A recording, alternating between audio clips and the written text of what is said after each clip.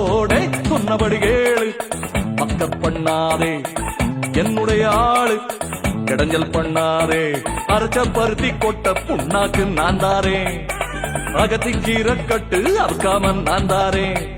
அட ராமா ராமா ராமா ராமா டே டே டே டே டே, சொன்னபடி கேளு, மக்கர் பண்ணாதே என்னுடைய ஆளு, இடைஞ்சல் பண்ணாதே.